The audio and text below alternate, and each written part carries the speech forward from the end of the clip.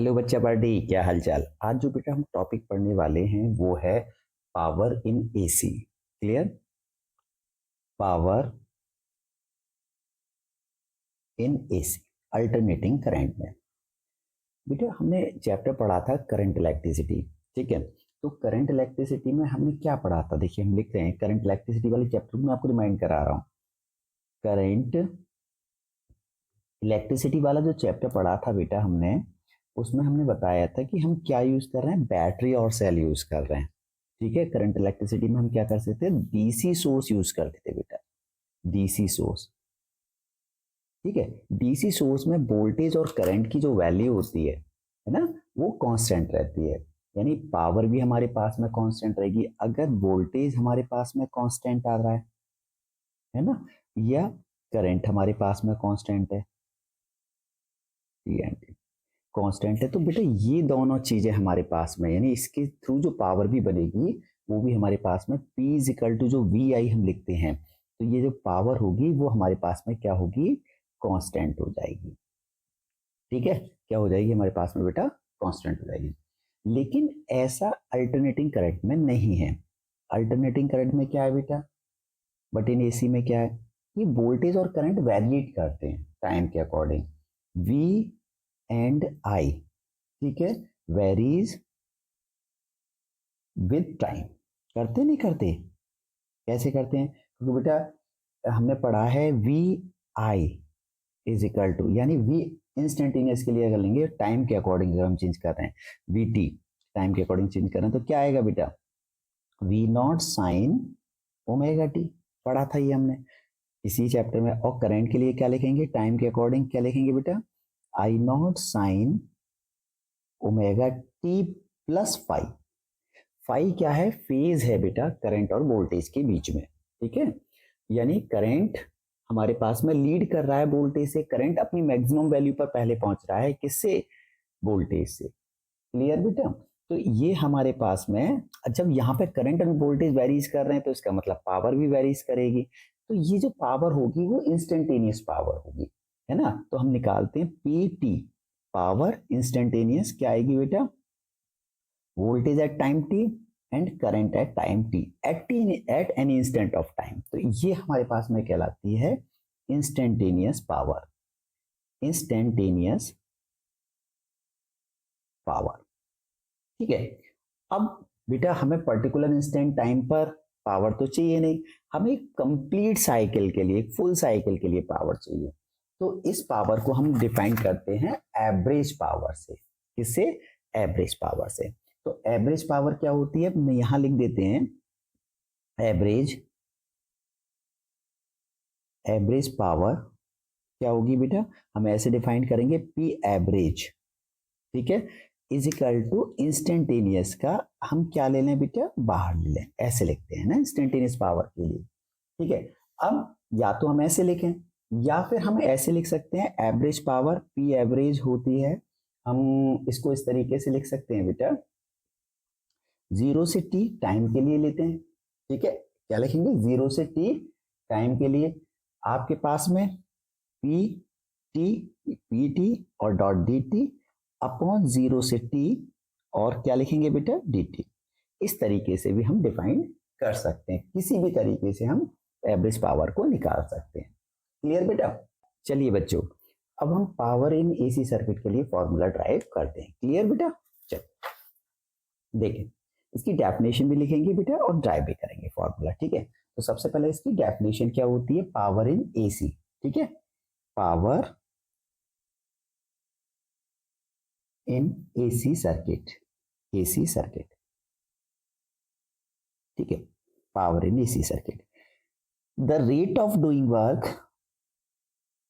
Rate of doing work, the rate of doing work और the amount, or the amount of energy, energy transferred by a circuit, circuit per unit time, per unit time is known as power in AC circuit. Power in AC circuit, ठीक है, power इन AC circuit, ये हो गया, ठीक है। It is use to calculate the power, इसको भी it is use to calculate the power, total power लिखे तो ज्यादा अच्छा रहेगा बेटा, total power, it is use to calculate the total power required by supply, required to supply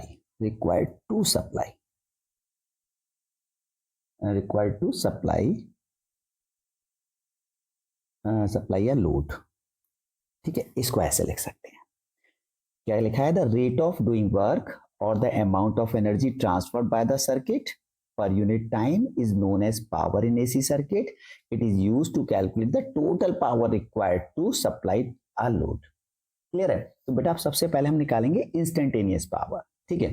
तो instantaneous power कैसे निकालते हैं, इंस्टेंटेनियस पावर, देखिए बेटा, पावर हम लिखेंगे P instantaneous is equal to, इसके बराबर होगी पावर इंस्टेंटेनियस बेटा, voltage instantaneous and current instantaneous, है ना, ये टाइम पे। और हम ऐसे भी लिख सकते हैं इसको, V टाइम पे डिपेंडेड और I टाइम पे डिपेंडेड। क्लियर बेटा, इसको ऐसे करके दोनों को मल्टीप्लाई कर सकते हैं, I टाइम पे डिपेंडेड, ठीक है। और हम इसको लिखेंगे P instantaneous is equal to V, T की वैल्यू क्या थी, V naught sine omega T, और बेटा आई की वैल्यू थी I naught sine omega T plus five. इसका क्या मतलब है, वोल्टेज और करंट में 5 फेज का डिफरेंस है, और कौन लीड कर रहा है बेटा, करंट, क्योंकि ओमेगा टी प्लस 5 है। क्लियर है ना, इसमें प्लस होता है वो लीड करता है, यानी ये अपनी मैक्सिमम वैल्यू पर पहले पहुंचेगा और ये अपनी मैक्सिमम वैल्यू पर इसके बाद पहुंचेगा, 5 फेज बाद पहुंचेगा। क्लियर है बेटा, तो अब हम इसे सॉल्व करते हैं। देखिए मैं P इंस्टेंटेनियस को ऐसे लिख रहा हूं, V नॉट आई नॉट तो आपके पास में ये हो गया बेटा। अब हमें मिलेगा sign omega T dot sign omega T plus 5। अब बेटा हम क्या करें, इसको 2 साइन ए साइन बी का फॉर्मूला हम यूज करते हैं, ठीक है। अब क्या होता है बेटा, पहले इसको 2 से ऊपर नीचे मल्टीप्लाई करते हैं ना, V नॉट आई नॉट 2 का मल्टीप्लाई 2 का डिवाइड, तो हमने 2 डिवाइड किया, यहां पर लिख दिया हमने 2 साइन ओमेगा टी और sign omega T plus 5। Clear बेटा, अब देखो 2 साइन ए साइन बी का फॉर्मूला क्या होता है, 2 साइन ए साइन बी का फॉर्मूला क्या होता है, 2 साइन ए साइन बी का बेटा इसका होता है साइन 2 साइन ए साइन बी, इस तरीके से लिख लीजिएगा, इससे याद रहेगा, कॉस ए माइनस बी, ठीक है, minus cos A plus B, इसको ऐसे लिख लीजिए। अब देखो यहां पर ये ओमेगा को मैंने ए मान लेता हूं और इसको मैं बी मान लेता हूं, ठीक है ना। लेट में एज्यूम कर रहा हूं बेटा, लेट किया है मैंने, ए इज इक्वल टू क्या है आपके पास में ओमेगा टी, और बी इज इक्वल टू क्या है ओमेगा टी प्लस 5। अब वैल्यूज को रख के देखो बेटा, P इंस्टेंटेनियस कितना आ जाएगा, V naught I naught by two, ठीक है। और देखो ये क्या, कॉस ए क्या है आपके पास में ओमेगा टी, माइनस ये हो जाएगा ओमेगा टी माइनस 5, क्योंकि माइनस अंदर जाएगा चेंज हो जाएगा, ठीक है, माइनस कॉस, और इसकी वैल्यू क्या हो जाएगी ओमेगा टी प्लस 5। क्लियर, तो अब देखो बेटा क्या बन के आया, ओमेगा टी से ओमेगा टी कैंसिल हो गया, ये हो गया P instantaneous V naught I naught by 2, ठीक है, ये हो गया कॉस माइनस 5, ठीक है, और यहां हो जाएगा minus cos 2 omega T plus 5, ये आपके पास में निकल आया। और हम देखो माइनस कॉस माइनस थीटा यहाँ पे भी याद रखेंगे, कॉस माइनस 5 किसके इक्वल होगा, कॉस 5 के बराबर हो जाएगा। तो वैल्यू क्या आएगी बेटा हमारे पास में इसकी, देखिएगा पी इंस्टेंटेनियस आपके पास में मिल गया, इंस्टेंटेनियस आई एन लगा सकते हैं, V naught I naught by two cos five और बेटा minus cos 2 omega T plus five, ये आपके पास में वैल्यू निकले, इंस्टेंटेनियस वैल्यू ऑफ पावर निकले। क्लियर बच्चों? चलो देखो अब आगे, इसके बाद में हम करते हैं इसको, क्या निकल के आ गया, हमने अभी निकाला इंस्टेंटेनियस पावर। देखो पी इंस्टेंटेनियस कितनी निकल के आई थी, पी इंस्टेंटेनियस आई थी V naught I naught by two, ठीक है इतना तो आया था, और cos five minus cos omega 2 omega T plus five, ठीक है ये आपके पास में निकल आया। अगर आपको एवरेज पावर निकालनी है बच्चा, ठीक है एवरेज पावर निकालनी है, तो आप इसको क्या करें, एवरेज पावर के लिए फॉर्मूला मैंने बताया अभी आपको, एवरेज पावर पी एवरेज, यहां लिख देते हैं, एवरेज पावर का फॉर्मूला पी एवरेज किसके बराबर होता है बेटा, जीरो से T V naught I not, ठीक है बाई टू, या P instantaneous cos five minus cos 2 omega T plus five, ठीक है बेटा ऐसे कर सकते हैं, D T upon integration zero से टी, ठीक है और डी टी, ये आप इसको ऐसे भी लिख सकते हो, ठीक है V naught I naught instantaneous power को, ठीक है। अब बच्चों देखना है इसको हम कर सकते हैं जीरो से टी, ठीक है और बेटा वी नॉट आई नॉट तो आपका कांस्टेंट है बाहर आ गया, ठीक है ये आ गया आपके पास में कॉस फाइव और multiply by D T minus, अगला अलग लिखेंगे V naught I naught, V से टी तक जाएगा और इसको अलग कर देते हैं बिल्कुल, ये हो जाएगा आपके पास में cos 2 omega T plus five और डी टी, ठीक है बेटा, और डिवाइडेड बाई किससे होगा आपका, जीरो से टी टाइम के लिए डी टी के लिए।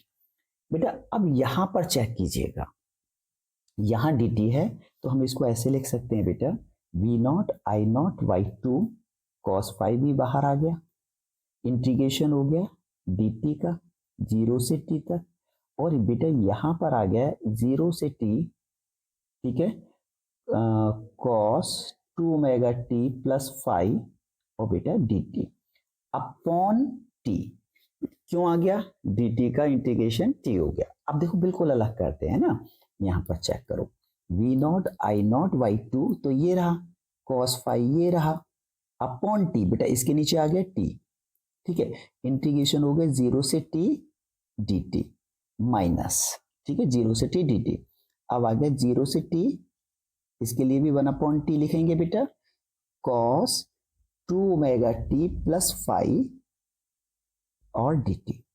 बेटा लास्ट में मैंने आपको बताया था कि इंटीग्रेशन ऑफ जीरो से, इंटीग्रेशन जो होता है बेटा किसका, इंटीग्रेशन जीरो से टी कॉस 2 ओमेगा टी हो डी टी हो जीरो के बराबर आ जाता है, इंटीग्रेशन जीरो से टी हो साइन 2 ओमेगा टी हो डी टी हो, इसकी वैल्यू फुल साइकिल के लिए जीरो होती है, तो बेटा इसकी पूरी की वैल्यू क्या हो गई, जीरो हो जाएगी। क्लियर? तो ये आपके पास में क्या बच रहेगा, देखो एवरेज पावर बचेगी V naught I naught by two cos five upon T dot इसका इंटीग्रेशन आ जाएगा टी और माइनस जीरो, तो इस टी से ये टी कैंसिल आउट हो जाएगा, तो एवरेज पावर आपके पास में निकल के आ गई V naught I naught by two और कॉस फाइव, ठीक है हम इसको ऐसे लिख सकते हैं। नाउ नेक्स्ट, अब देखो बेटा बच्चा इसको हम और फॉर्म में लिखेंगे, आई आर एम एस की फॉर्म में इसको लिख सकते हैं V naught over root two और I naught over root two, ठीक है और कॉस फाइव, तो ये आपके पास में किसके इक्वल होता है बेटा, I R M S V R M S I R M S, ठीक है एवरेज पावर किसके इक्वल आ गई बेटा आपकी, V R M S dot I R M S cos five, ये आपके पास में निकल के आ गई, ठीक है बच्चा, ये आपको एवरेज पावर आपको मिल गया बेटा। यहां पर जो कॉस फाइव है, इस फाइव को कॉस फाइव को हम क्या बोलते हैं, power factor of AC circuit, power factor of AC circuit. ठीक है, और इसकी वैल्यू क्या होती है, cos फाई की वैल्यू होती है आपके पास में R ओवर Z। ठीक है ना, R क्या है, रेजिस्टेंस, और Z क्या है बेटा, इम्पीडेंस। क्लियर बात। cos फाई हमारे पास में क्या है, पावर फैक्टर, ठीक है, ऑफ एसी सर्किट, और cos phi R over Z होता है। अच्छा, जो cos फाई की वैल्यू होती है वो किस पर डिपेंड करती है, सबसे बड़ी बात ये आती है ना, इसको अब देखते हैं बेटा। देखिए, the value of power factor, the value of power factor depend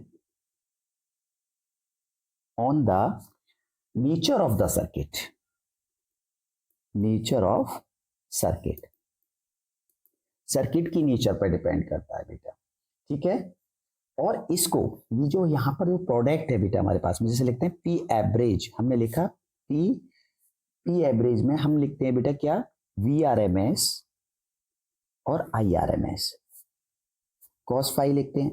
तो इसको तो आपने बता दिया कि ये पावर फैक्टर है, पावर फैक्टर है, लेकिन ये क्या है, इसे क्या बोलते हैं, इसको बोलते हैं बेटा हम एपरेंट पावर,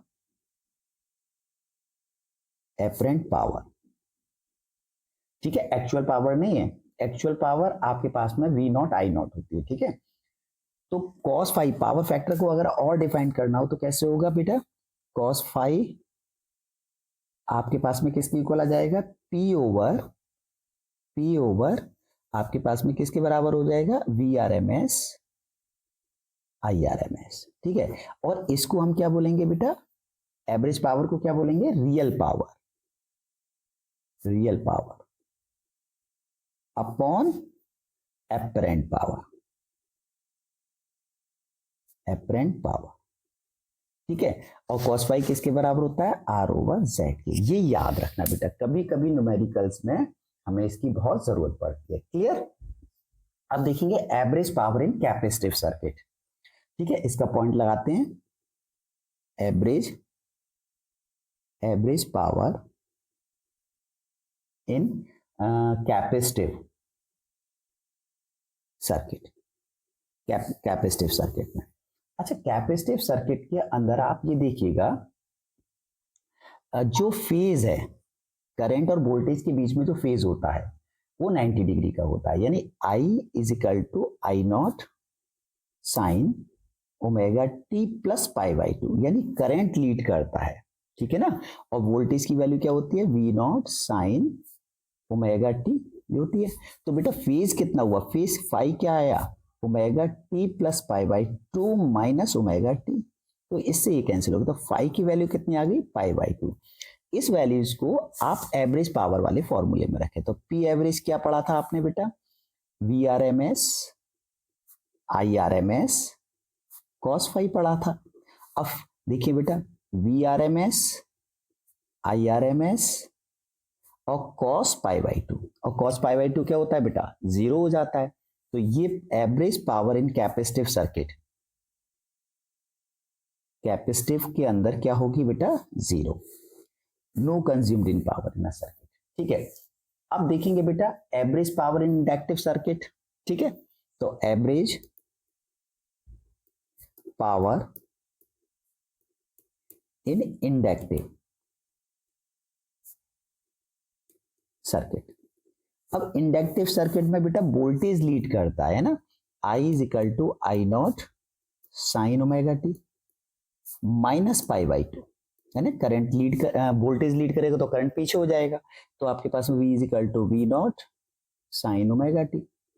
अब देखो बेटा फेज डिफरेंस कितना है, आपके पास में आएगा omega t minus omega T plus pi by 2, यानी इसमें से इसको सब्सट्रैक्ट कर देंगे, ये कट गया तो फेज आपके पास में आ गया फिर पाई बाई 2। तो इस वाले सर्किट के अंदर भी बेटा, इसके अंदर भी एवरेज पावर क्या आएगी बेटा, P average is equal to V R M S I R M S cos क्या मिलेगा बेटा, पाई बाई 2।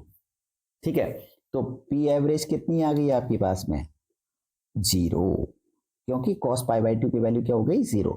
यानी कैपेसिटिव सर्किट के अंदर और इंडक्टिव सर्किट के अंदर एवरेज पावर क्या रहती है बेटा 0। लेकिन अगर हम एवरेज पावर इन रेजिस्टिव सर्किट करें तो बेटा एवरेज पावर इन रेजिस्टिव सर्किट के अंदर देखें तो कितना आएगा बेटा। इसमें वोल्टेज और करंट क्या करते हैं, सेम फेज में चलते हैं। देखो इसमें क्या होगा, कैपेसिटर के अंदर करंट लीड करेगा वोल्टेज को कितने से, वोल्टेज से पाई बाई 2 से, है ना। और इसके अंदर क्या करेगा, वोल्टेज लीड करेगा करंट को कितने से, पाई बाई 2 से। लेकिन बेटा इसके अंदर वोल्टेज और करंट हमारे दोनों सेम फेज में होंगे। यानी V इधर VR है, इधर कितना है I, इधर क्या था आपके पास में VL, ये हो गया I, और यहाँ क्या था VC। तो आप ऐसे भी लिख सकते हैं दोनों सेम फेज में, तो फेज कितना हुआ इन दोनों के बीच में 0 का। तो बेटा I is equal to I naught sine omega t current का फॉर्मूला, और इंस्टेंटेनियस वैल्यू ऑफ करंट यानी V और वोल्टेज की कितनी हो जाएगी, V naught sine omega t, क्योंकि फाई हमारे पास में कितना है 0। तो इस वाले केस में आपके पास में फाई की वैल्यू कितनी आई 0। अब लगाते हैं तो बेटा एवरेज पावर कितनी आएगी, V R M S dot I R M S cos 0, और कॉस 0 की वैल्यू क्या होती है बेटा 1, है ना, होती है नहीं, कॉस 0 की वैल्यू होती है 1। तो एवरेज पावर कितनी आ गई बेटा, V R M S I R M S. यानी यहां पर प्योरली रेजिस्टिव सर्किट के अंदर पावर कंज्यूम्ड होगी ही। ठीक है, चलो अब एक न्यूमेरिकल करके देखते हैं, बहुत छोटा सा, है ना, बहुत छोटा सा हम एक न्यूमेरिकल करके देखेंगे। छोटा सा एक न्यूमेरिकल करते हैं, क्वेश्चन नंबर 1 देखिए, और फिर नेक्स्ट वीडियो में बेटा मैं आपके लिए basic to higher level numerical आपके पास में लाऊंगा इन एसी सर्किट। ठीक है, देखिए इन एसी सर्किट